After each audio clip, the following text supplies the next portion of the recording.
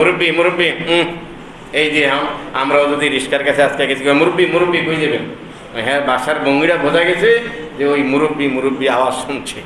তো উনিও গত 2 দিন আগে মাহফিলে এটারও চেঞ্জ করে দেয়, আর এখন মুরব্বী মুরব্বী। সোনামণি সোনামণি সোনামণি, বসো বসো। লা ইলাহা ইল্লাল্লাহ, লা ইলাহা ইল্লাল্লাহ, লা ইলাহা ইল্লাল্লাহ, লা ইলাহা ইল্লাল্লাহ, লা ইলাহা ইল্লাল্লাহ, লা ইলাহা ইল্লাল্লাহ, লা ইলাহা ইল্লাল্লাহ, লা ইলাহা ইল্লাল্লাহ, লা ইলাহা ইল্লাল্লাহ, লা ইলাহা ইল্লাল্লাহ, লা ইলাহা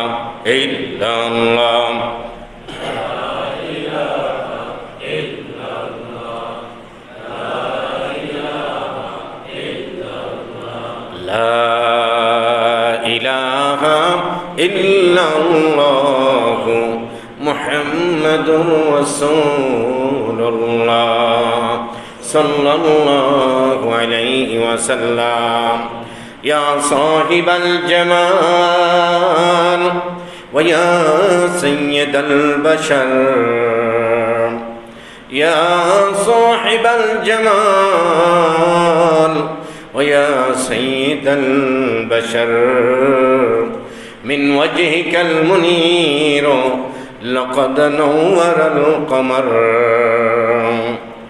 لا يمكن الثناء كما كان حقه بعد خدائی بزرگ توئی قصہ مختصر।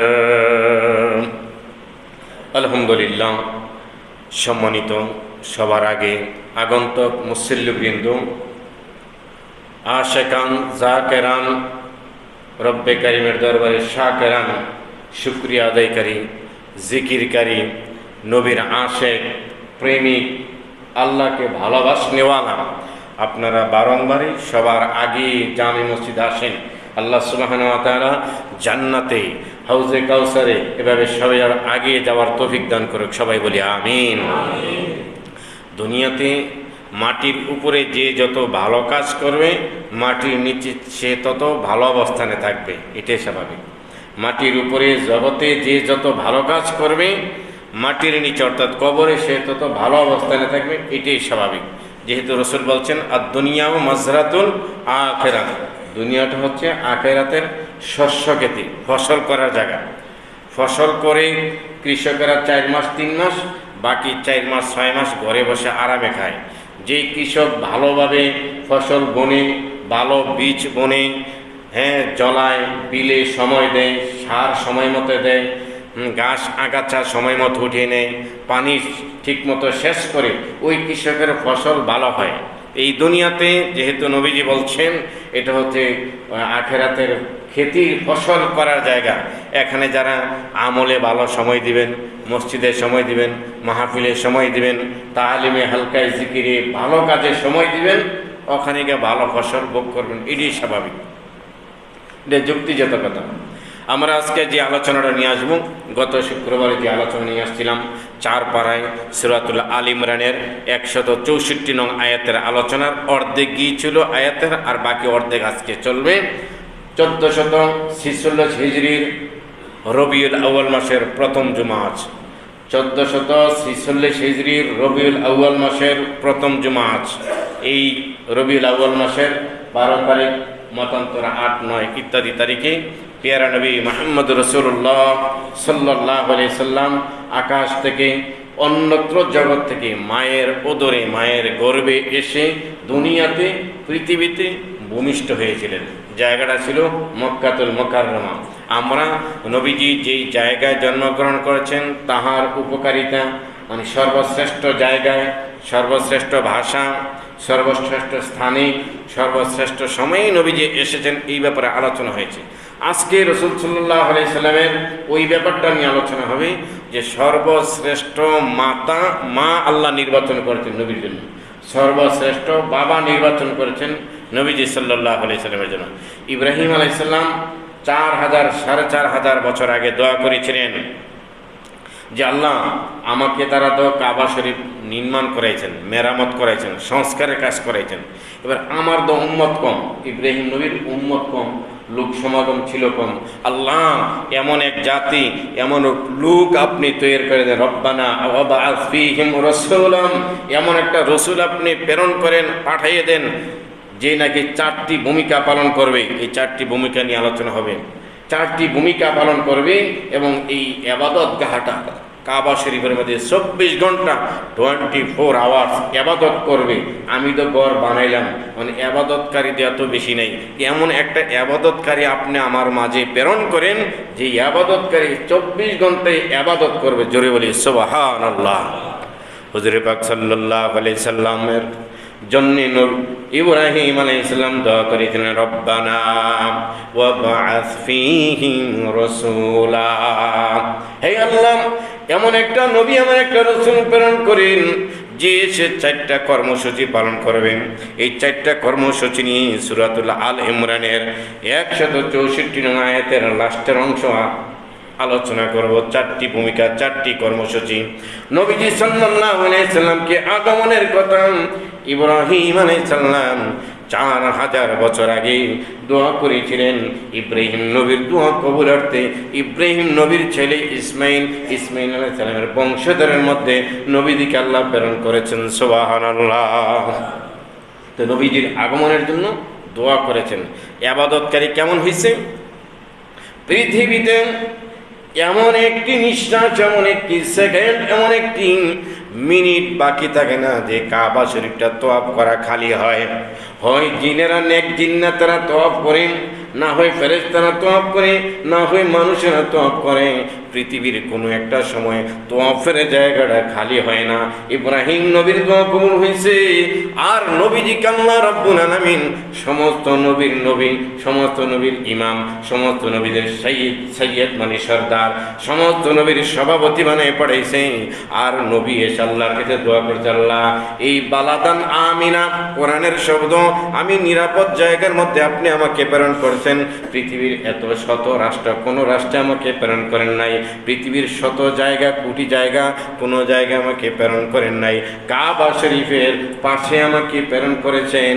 ওই জায়গাটা বালাদান আমিনা, এই শহরটাকে আপনি নিরাপদের শহর বানিয়ে দেন, ওই শহরটাকে ইবাদতের শহর বানিয়ে দেন, ওই শহরটাকে সারা পৃথিবীর মানুষের আগমনের জায়গা বানিয়ে দেন। সুবহানাল্লাহ। সারা পৃথিবী থেকে মানুষ হজে, উমরায়, কাবাতে যায়। পৃথিবীর কোনো রাষ্ট্রের মানুষ বাকি নেই যে ওখানে যায় না, সবাই যায়।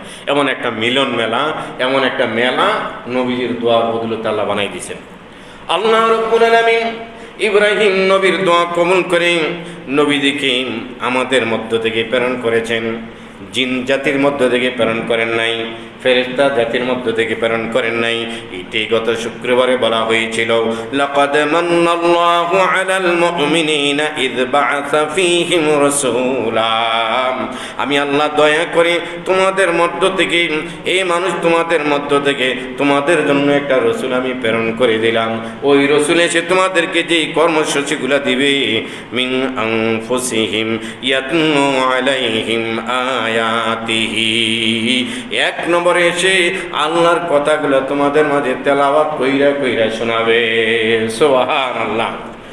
নবীজি যখন নাকি ইকরা বিসমি রাব্বিকাল্লাযী খালাক এখান থেকে তেলাওয়াত শুরু করেছেন, নবীজির জীবদ্দশায় পূর্ণাঙ্গ কোরআন বিভিন্ন জায়গায় তেলাওয়াত কইরা অর্থ শোনাইয়া তাফসীর বিশ্লেষণ ব্যাখ্যা শোনায় গেছে। শেষ পর্যন্ত নবীজি সাল্লাল্লাহু আলাইহি সাল্লাম বিদায় হজের ভাষণের মধ্যে বলে গিয়েছেন, আল ইয়াউমা আকমালতু দীনাকুম ওয়া আতমামতু আলাইকুম নি'মাতি, আজকের দিনের মধ্যে তোমাদের মাঝে আমি পূর্ণাঙ্গ দিন দিয়ে গেলাম। সুবহানাল্লাহ। সাহাবীরা বলছেন, 1.5 লক্ষ সাহাবী ছিল বিদায় হজের ভাষণে, বলছি ইয়া রাসূলুল্লাহ পরিপূর্ণ দিন ইসলাম কোরআন আমাদের মাঝে আপনি দিয়ে গেছেন, আমরা পেয়েছি। তো এটা কিয়ামত পর্যন্ত ধারাবাহিকভাবে তোমরা আমানত রাখবা। সাহাবীরা কলবে আমানত রেখেছেন, কোরআন ইসলাম ধারণ করেছেন। নবীজির দেওয়া আমানত ইসলামকে ধারণ করে বাস্তবায়ন করার জন্য সাহাবীরা রক্ত দিয়েছেন, ঘাম জড়াইছেন। এই বাংলার জমিনেও ভারতবর্ষ ইতিহাসে লেখে 3 জন সাহাবী এসেছিলেন ধর্ম প্রচার করার জন্য, ইসলাম প্রচার করার জন্য। তাদের মাজার বা কবর কোনো জায়গায় আছে, অনেকে অস্পষ্ট বলছে, ইতিহাস এগুলা রাখে নাই। এই জন্য যে এই কোরআনের সত্য বাণীগুলো নবীজি জীবদ্দশায় সাহাবীদের কাছে শুনিয়ে গেছেন, ব্যাখ্যা শুনাইছেন, আলোচনা শুনাইছেন। শেষ পর্যন্ত এই 1,25,000 সাহাবীদের সামনে নবীজি ডাক দেখা, আল ইয়াউমা আকমালতু দীনাকুম, আমি আজকের দিনের মধ্যে তোমাদের কাছে দীর্ঘ 63 বছর বয়সে তোমাদের কাছে ইসলামটাকে পূর্ণাঙ্গ দিয়ে গেলাম কিনা। সাহাবীরা বলছে, ইয়া রাসূলুল্লাহ, আপনার দায়িত্ব খালাস, এখন দিন ইসলামকে আমরা ধারক বাহক করবো, রাখেবাও। সাহাবীরা রেখেছেন, এরপরে তাবিঈনরা রেখেছেন, এরপরে তাবিঈনরা রেখেছেন, এরপরে বর্তমান সলফে সালিন উলামায়ে মুতাকাদ্দিমিন আপনারা আমরা রাখতেছি। আমাদের মাঝে যাতে দিন ইসলামের কোনো ঘাটতি শিরকি বিদাতি না হয়, আপনারা সবাই দায়িত্বশীল, আমরাও দায়িত্বশীল।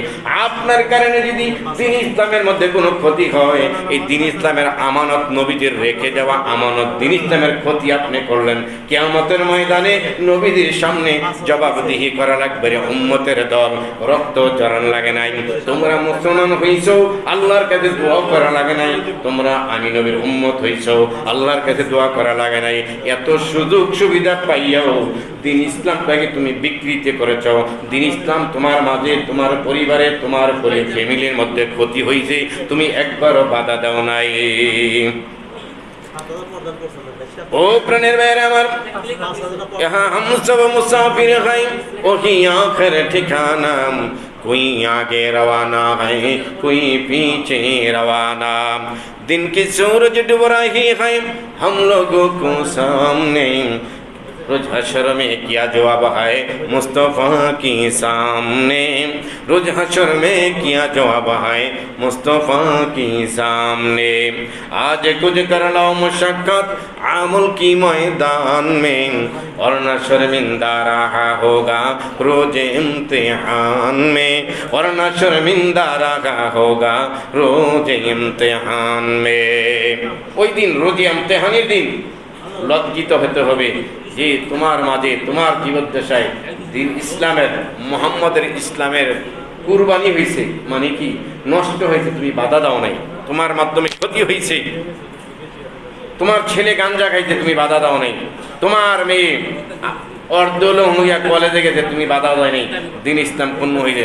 তোমার মেয়ের কারণে হাজার হাজার ছেলে তাকাইয়া কবিরা গুনাহ করছে, তুমি বাধা দাও নাই। লজ্জা হয়ে দাঁড়াই যাবে, তখন বলবে হ্যাঁ হ্যাঁ লা আদরি, এখন কি করতে দেরি, কোনো সুযোগ নাই, সামনে পিছনে ডানে বামে এক কদম যাওয়ার সুযোগ নাই, জবাবদিহিতা করাই লাগবে, করাই লাগবে। তো ইয়াতলু আলাইহিম আয়াতিহি, 1 নম্বর নবীজির কর্মসূচি ছিল কোরআন শরীফ তেলাওয়াত করে শুদ্ধ করে শুনে গেছে, তার ব্যাখ্যাও শুনে গেছে, নবীজির কর্মসূচি পূর্ণাঙ্গ পালন করে গেছে। এখন আমার আপনার উপর দিন ইসলামের যে কর্মসূচিগুলো আছে, আমি আর আপনি যদি পালন না করি, কিয়ামতের ময়দানে জবাবদিহি করা লাগবে।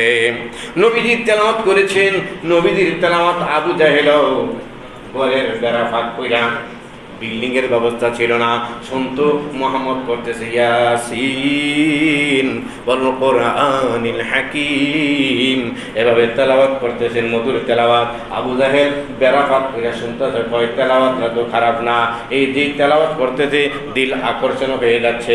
এরপরে কয় বাইর হইয়া কয়, যদি মুহাম্মদের তেলাওয়াতে আমি আসার খাইয়া যাই, মানে মুসলমানের মুহাম্মদের ধর্ম গ্রহণ করি, তাহলে সমাজের নেতৃত্ব আমার ছড়ে যাবে, নেতৃত্ব বড় দাপড় আমার ছড়ে যাবে, ফাজারও গাড়ি আমার ছড়ে যাবে, ঘোড়ার গাড়ি আমার ছড়ে যাবে, এলাকার সব ছেলেদের লাঠিয়াল বাহিনী আমার ছড়ে যাবে না, মুহাম্মদের তেলাওয়াত যত সুন্দর হোক গ্রহণ করা যাবে না। জিন পর্যন্ত নবীজির তেলাওয়াত শুনে মুসলমান হয়েছে, ইহুদিরা মুসলমান হয়েছে, কিন্তু যাদের কপালে হেদায়েত একান্তই নাই, তারা ভুলভাল বলে এড়িয়ে গেছে, হেদায়েত হয়নি। এই যুগেও ওলামায়ে হক্কানি রব্বানি পীর মাশায়েখরা দিন ইসলামের প্রতি আহ্বান করতে করতে নিজেদের জান তেজপাতা করছে, বাড়ি ঘর ছাড়ছে, ঘাম জড়াইছে, আগের মতো যুদ্ধ জাহাদ করা লাগে নাই, তথাপি মানুষ হুজুরদেরকে ভুল বুঝা নিজেদের গোমরাহির পত্রে বেছে নিচ্ছে, হুজুরদেরকে ভুলভাল বুঝাইছে। আরে হুজুর এরকম কত কইবে, মানা যাবে নাকি? ওই যে আমাদের কুমিল্লার একটা হুজুর এক কথা বলছে, এটা একবারে ভাইরাল করে যে মুরব্বী মুরব্বী। এই যে আমরাও যদি রিস্কার কাছে আজকে গেছি মুরব্বী মুরব্বী কই যাবেন, হ্যাঁ বাসার ভঙ্গিটা বোঝা গেছে যে ওই মুরব্বী মুরব্বী আওয়াজ শুনছে। তো উনিও গত 2 দিন আগে মাহফিলে এটারও চেঞ্জ করে দিয়ে আর এখন মুরব্বী মুরব্বী সোনামণি সোনামণি সোনামণি বসো বসো। ওলামাই কেরাম যেটা তাহিরি এক সময় বলছে আমি কি চা ঢেলে দিব, কথা এখানে ভেজাল আছে, চা ঢেলে দিব, এখন আমি চা খাই না, আমি এখন কি খাই, কফি খাই। এই কথাগুলো ভাইরাল করে ফেলছে। মোট কথা হলো আমি যেটা বোঝাতে চাচ্ছি, ওলামায়ে হক্কানি রব্বানি এখন আপনাদেরকে সত্যের পথে, সৎ পথে, আসল পথে, আসল দলে ডাকতেছে। অনেকে হুজুরের ভুলভাল বানাইয়া আয়না করে নিয়া জেলখানায় দিয়া ফাঁসি দিয়া জঙ্গির তকমা লাগাইয়া হুজুর করে আলগা করতে চাইছিল। এখন যাদেরকে আলগা করতে চাইছিল, যারা করতে চাইছিল নিজেরাই আলগা হয়ে গেছে, হুজুরের মূল রয়ে গেছে। ঠিক না বে ঠিক? আল্লাহ রাব্বুল আলামিন এই বাংলার ভূখণ্ডে, ইসলামী ভূখণ্ড, এখানে পীর আউলিয়া বেশি। এই ভারতবর্ষের মধ্যে সবচেয়ে বেশি পীর বুজুর্গ আল্লাহওয়ালা এই ভারতবর্ষে সবচেয়ে বেশি। এই ভারতবর্ষের মধ্যে ওয়াজ মাহফিল, হালকায়ে জিকির, তালিম, কিতাবাদিম, ওয়াজ মাহফিল, এই জুমার সময় বয়ান সবচেয়ে বেশি। আপনারা যারা সৌদি আরব, মিশর ইত্যাদি দেশে ছিলেন, ওই দেশে এত ওয়াজ মাহফিল নাই, মানে মানুষকে দিন ইসলামে ডাকার জন্য এত আহ্বানকারী সরাসরি মাঠে ময়দানে নেই, শুধু কনফারেন্স করে, বিভিন্ন হল রুমে কনফারেন্স করে। মিজানুর রহমান হাজারী সাহেব হল রুমে কনফারেন্স করে, মানে সরাসরি যদি মাহফিল করতে পারতো মাঠে ময়দানে স্টেডিয়ামে হাজার হাজার লক্ষ হয়ে যেত। কিন্তু বাংলাদেশের মুসলমান, আপনারা যারা সাধারণ মুসলমান আছেন, আপনাদের কপাল নসিব অনেক ভালো যে এই দেশের পীর মাশায়েখ আলেমরা গিয়া টিভির মাধ্যমে ওয়াজ করে আপনারা শোনায়, ইউটিউবের মাধ্যমে ওয়াজ করে আপনাদেরকে শোনায়, মাঠের মধ্যে ওয়াজ ডাক দিয়ে আপনাদেরকে শোনায়। নামাজি হন, গাঞ্জা ছাড়েন, ভালো কাজে আসেন, ডাকতেছে। কিতাবাদি লেখা আপনাদেরকে দিতে আছে, কিতাবাদি কিনা পড়েন, হেদায়েতের পথে আসেন। হ্যাঁ, আপনাদেরকে তাবলিগে জামাতি নিয়ে ডাকতেছে, চরমনায় সরসিনা নিয়ে ডাকতেছে, মানে বিভিন্নভাবে ইসলামের পথে যত বাংলাদেশে ডাকাডাকি হয়, অন্য অন্য দেশে, পাক ভারত উপমহাদেশ সাহারা কোনো অন্য মহাদেশে এত ইসলামের পক্ষে মানুষকে ডাকেন। নিজ উদ্যোগে যত ইসলাম শিখে, নিজ উদ্যোগে বেশিরভাগ। কিন্তু বাংলাদেশে নিজ উদ্যোগে তো শিখবেন আপনাদেরকে নামাজি বানানোর জন্য, আপনারা দাড়ি রাখানোর জন্য। মাহফিলে দাঁড়া করে হুজুর কয় দাড়ি রাখলেই গুনাহ, দাড়ি রাখলেই সব, কও বুজুর্গ দাড়ি রাখবানি। এইভাবে আপনাদেরকে দিন ইসলামে আনার জন্য মাহফিলে দাঁড়া করায়। বিড়ি খাইলে কি কি ক্ষতি, কি কি অপকার, এগুলো আপনাদেরকে বইলা, বিড়িখানা ছাড়ায় গাঞ্জা খাইলে কি ক্ষতি, এগুলো আপনাদেরকে বুঝিয়ে লেখা আপনাকে চলে। আমাদের বাংলাদেশের মানুষের নসিব ভালো, এটা একটা উর্বর জমিন, এনে ভালো কাজ যেমন, খারাপ কাজের উৎপাদন এত বেশি। একটা জিনিস চায়না থেকে, জাপান থেকে বাংলাদেশে আসার সাথে সাথে এটা জিনজিরা, কেরানীগঞ্জের জিনজিরা ডুপ্লিকেট বানায় ফেলায়, হুবহুব বানায় ফেলায়। একটা জিনিস হওয়ার সাথে সাথে duplicate, made in Jinjira, made in China না, মেড ইন জাপান না, মেড ইন জার্মান না, মেড ইন জিনজিরা। তো বাংলাদেশটা এমন, কপিরাইট করতে, আরেকজনের ডুপ্লিকেট করতে, ভালো কাজ, পীর আউলিয়া, ওয়াজ মাহফিল যেমন সবচেয়ে বেশি, আবার ভাইরাস, খারাপ, মারামারি, কাটাকাটি, গুম, হত্যা, বোনের জমি নিয়ে নেওয়া, ফুপের জমি নিজের নামে লেখায় নেওয়া, বাবাকে হসপিটালে অপারেশন হবে এই নামে সই নেওয়ার নামে নিজের সব জমিন, বাবার জমিন নিজের নামে লিখে নেওয়া, এই দুর্নীতি এই বাংলাদেশে সবচেয়ে বেশি। ভূমি অফিস যান দুর্নীতি, তহসিল অফিসে যান দুর্নীতি, পড়ে যান দুর্নীতি, এমনকি হসপিটালে যান, কিছুটা কমছে, ঢাকা মেডিকেল কলেজ কোন, পিজি হসপিটাল কোন, ল্যাবেট কোন, ওইখানে দালালে খপ্পরে ভরা। বিভিন্ন ঔষধ কোম্পানির অ্যাডভাইজিংটা গিয়া ডাক্তার সাহেবরে বলে এই যে পেট নেন, এই যে কলম নেন, এই যে লেখেন, এই ওষুধের লেখা আপনাকে এত পার্সেন্ট দেব। ডাক্তার মনে করছে যে এটাই লেখি। এরপরে ডাক্তার ওষুধ লেখার সময় ফার্মেসির দিকে তাকে কোন ওষুধটা আছে, যেটা আছে এইটাই লিখে দেয়, বলে এখান থেকে করেন। অথবা ডাক্তার লেখে পরীক্ষা লাগার দরকার 3টা, পরীক্ষা দিয়েছে 10টা, দিয়ে বলছে এটা মেডিলের থেকে করা লাগবে, অন্যত্র করলে আমি দেখবো না। নাউযুবিল্লাহি মিন যালিক।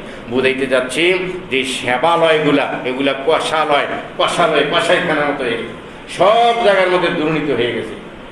তো বাংলাদেশে যেমন আলেম ওলামা, পীর মাশায়েখ, ওয়াজ মাহফিল সবচেয়ে বেশি ভালো কাজের প্রচলন বেশি, নবীর আশিকিন, জাকিরিন, তালিমিন, মোতালিকিন, মুহিব্বিন বেশি, এখানে খারাপের সাইডটাও বেশি। আল্লাহ রাব্বুল আলামিন সমস্ত খারাপ সাইড থেকে উম্মতে মুহাম্মাদকে হেদায়েত দান করুন, সবাই বলি আমিন।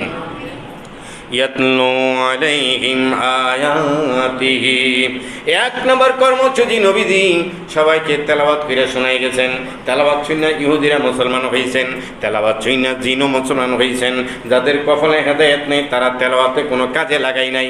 এখন তেলাওয়াত হচ্ছে, উলামায়ে কেরাম কোরআন তেলাওয়াত করছে। এই কোরআনের তেলাওয়াত, তাফসীর, ব্যাখ্যা শুনে মানুষ নামাজের দিকে আসছে, মসজিদে আসছে, ভালো কাজে আসছে, গাঞ্জা ছাড়ছে, দাড়ি রাখছে, নামাজি হয়েছে, পর্দাশীল হয়েছে, স্বামীর ভক্ত বিবি হয়েছে, পিতামাতার ভক্ত ছেলেরা হয়েছে, পর্দা করছে, ভালো ব্যবহার আচরণ শিখছে। আবার কিছু মানুষ আছে এই কোরআনের তাফসীর ব্যাখ্যা বন্ধ করছে, কোরআনের মাহফিল লইতে দেয় নাই। কিছুদিন গত বছর কোরআনের মাহফিল লইতে গেলে থানার বারান্দায় ঘুরতে ঘুরতে, জেলার বারান্দায় ঘুরতে ঘুরতে জুতা ক্ষয় হইতো, নাউযুবিল্লাহ। মাহফিল করবে পূজার জন্য, কনসার্টের জন্য, গানের জন্য, মমতাজের আয়োজনের জন্য কোনো থানায় জেলায় গিয়া অনুমতি লওয়া লাগে না মাইক বাজানোর জন্য। যেই মাত্র তাফসীর কোরআন মাহফিল করবে এই মাত্র বলা হবে আমাদের দলের ওনাকে সভাপতি না দিলে মাহফিল করতে দেওয়া হবে না। আমাদের দলের অনেকে প্রধান অতিথি না দিলেই মাহফিল করতে দেওয়া হবে না। মাহফিলের জন্য 30-40টা শর্ত দিয়ে দিছে, এই শর্ত পালন করে মাহফিল কমিটিরা কয় না আর মাহফিল করা লাগবে না। এই কারণে অনেক মাদ্রাসা মসজিদের কাজ বন্ধ ছিল, কারণ মাহফিল করলে একটা কালেকশন হয়, সেই কাজ দিয়ে মাদ্রাসা 6 মাস চলে, বা মাদ্রাসার হুজুরদের বেতন দেয়, মসজিদের ছাদের কাজটা হয়, ইত্যাদি ইত্যাদি হয়। মাহফিল করতে পারে নাই। কোরআনের আওয়াজ, হক কথাগুলো মহিলারা পুরুষেরা অবাধে শুনতে পারে নাই, বন্ধ ছিল। কিন্তু হয়তোবা আমাদের ডক্টর আহম খালেদ সাহেব, ডক্টর ইনু সাহেব, বর্তমান অন্তর্বর্তীকালীন সরকার যারা আছে, এটা বিবৃতি থেকে আসল না 2 নম্বর, বাংলাদেশ থেকে 2 নম্বর 2.5 নম্বর আসল না নকল জানি নাই, বিবৃতি একাধিক জায়গায় দেখেছি যে এই বছর মাহফিল করতে আর কোনো থানা, ডিসি, ওসি দিয়া মানে অনুমতি আসা লাগবে না। তবে অশৃঙ্খল বা অকথ্য ভাষায় মাহফিলে কথা বলা যাবে না, মাহফিলকে কমেডিয়ান, জুকারিয়ান বানা যাবে না, মাহফিলের মধ্যে গীবত সমালোচনা করা যাবে না, কোরআন হাদিসের কথার মাহফিলগুলো কোনো অনুমতি লাগবে না। ছিল অবাধে কোরআন প্রচার, ইসলাম প্রচার, মাহফিল, দিন প্রচার। আপনারা বলবেন এত মাহফিল দে, এত হুজুর দে হয়েছে কি? এত মাহফিল আর এত হুজুর, এত ওয়াজ মাহফিল, লেখালেখি, তাবলিগ, চরমনায়, সরসিনা ইত্যাদিরা আছে বিদায়ী বাংলাদেশেতে এত দাড়িওয়ালা, টুপিওয়ালা, নামাজি, ধর্মীয় অনুশাসন অনুভূতি আছে। যদি হুজুরের এমনি ওয়াজ নজির, আপনারা এখানেও যারা আছেন কেহ না কেহ কোনো হুজুরের বক্ত, হয় আব্বাস সাহেবের ভক্ত, আজহারি সাহেবের ভক্ত, নায়েবে আমিরের ভক্ত, মামুনুল হক সাহেবের ভক্ত, কোনো না কোনো আরও হার গড়ানার লোক আছে। হের ওয়াজ আপনার কাছে ভালো লাগে, হের কথা আপনার ভালো, হেরে মাইনা আপনি ধর্মীয় অনুভূতি আপনার ভিতরে জাগরণ হয়েছে। নাইলে মানুষ আস্তে আস্তে ওয়াজ মাহফিল, তালিম, হালকা জিকির, এমনি লেখালেখি, কোরআন তাফসীর মাহফিল না হলে আপনারা দিন সম্পর্কে, কোরআন সম্পর্কে, নামাজ সম্পর্কে অনেক অজ্ঞাত থাকতেন, জানতেন না, কিছুই জানতেন না। স্বাভাবিক শুক্রবারে শুধু টুপিটা মাথায় দিয়া কোনোরকম আসতেন, এখনও আসেন, এখন তো এমন নয়।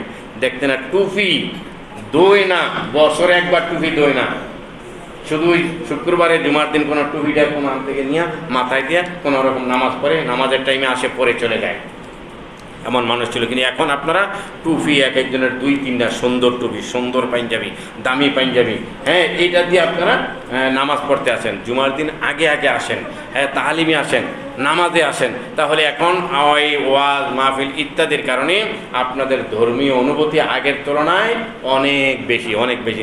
সাধারণ মুসলিমেরও আপনারা দিন সম্পর্কে, ইসলাম সম্পর্কে, কোরআন সম্পর্কে অনেক জ্ঞাত, অনেক কিছু জানেন।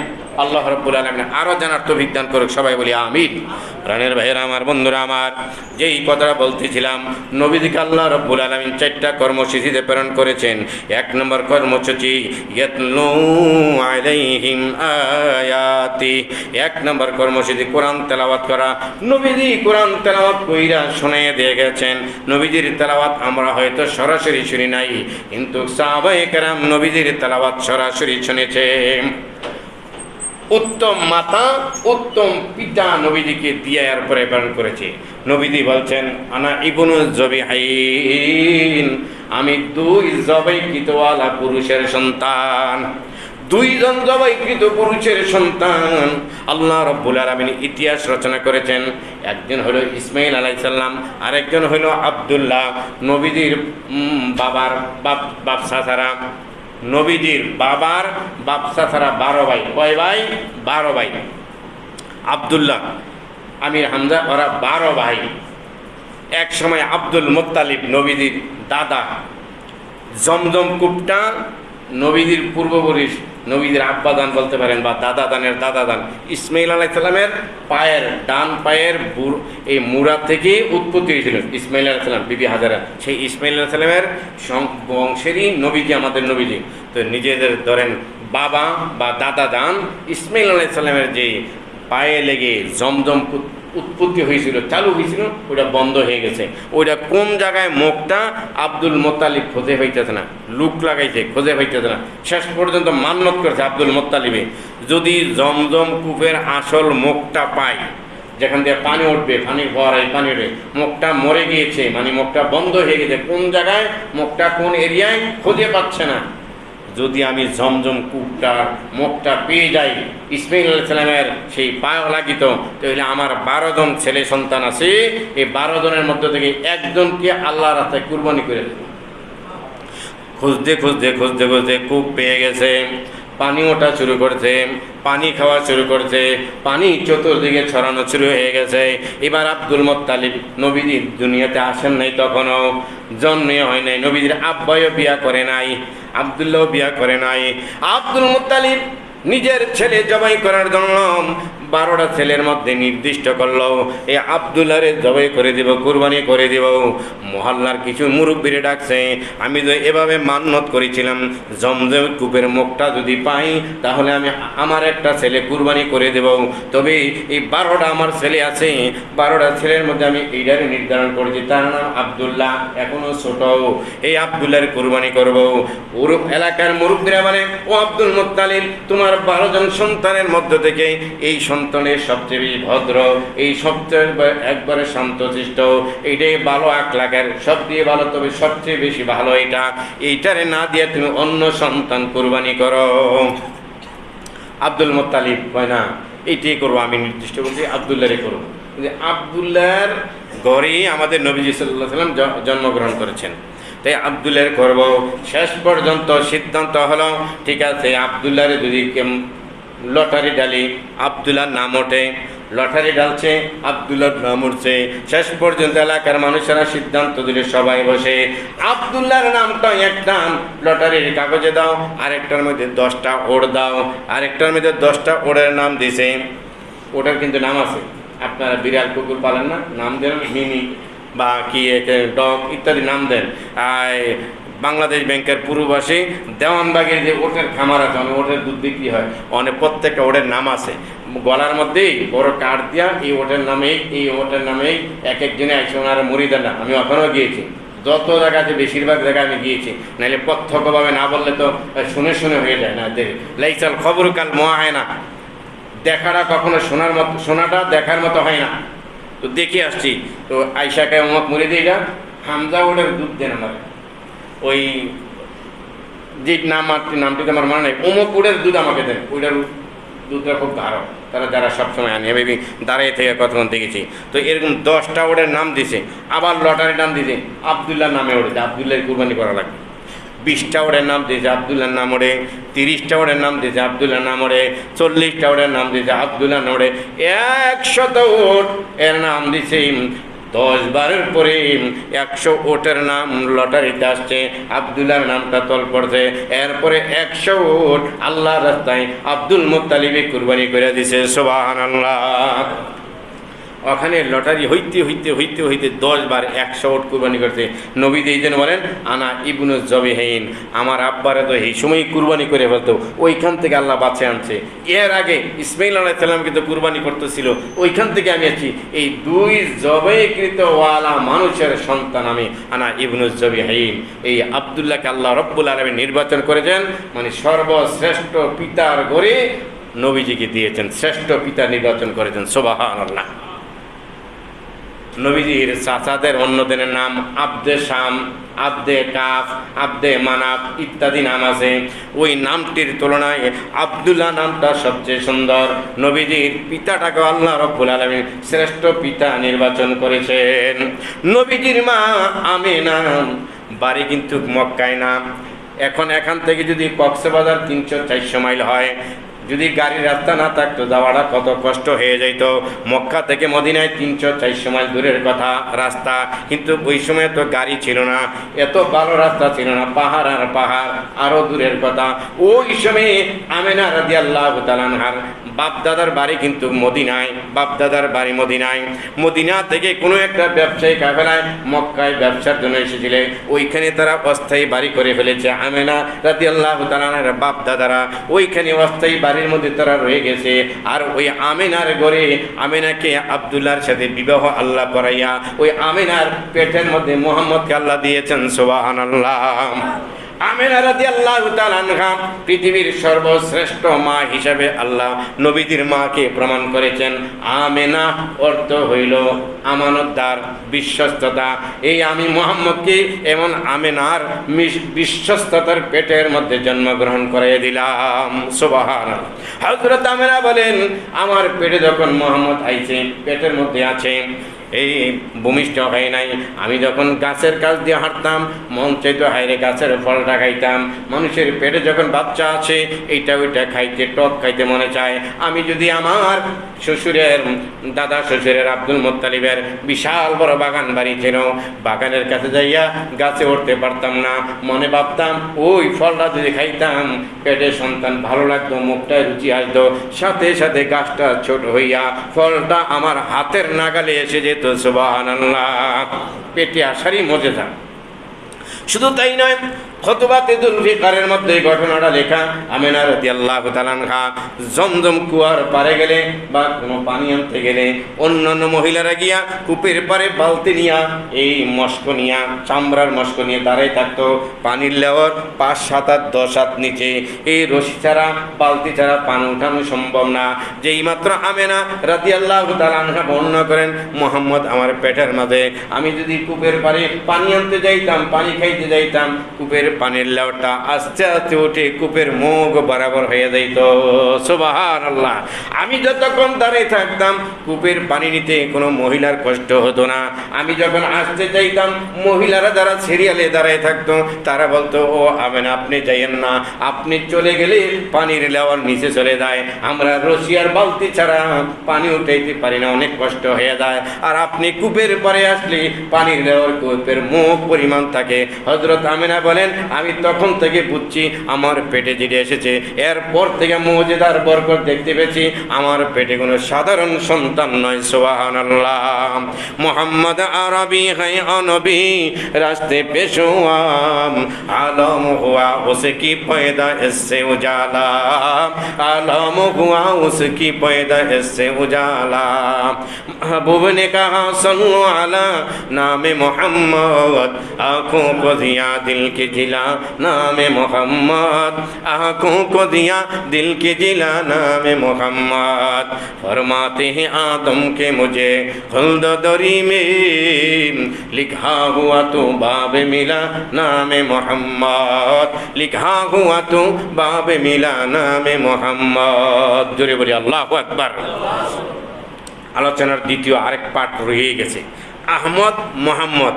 নবীজিকে আল্লাহ রাব্বুল আলামিন যে আহমদ আসমানের নাম, দুনিয়াতেই আহমদ নামটা নামাজের ভিতরে কতবার আছে, মোহাম্মদ নামটা নামাজের ভিতরে কতবার আছে আমরা আলোচনা করব। সম্মানিত হাজিরিন, আমাদের সম্মানিত সফল সভাপতি জনাব আলহাজ আবুল হাশেম মাদবর সাহেব আপনাদের সামনে গুরুত্বপূর্ণ কিছু কথা রাখবেন। আমরা সকলেই মনোযোগ সহকারে শুনি।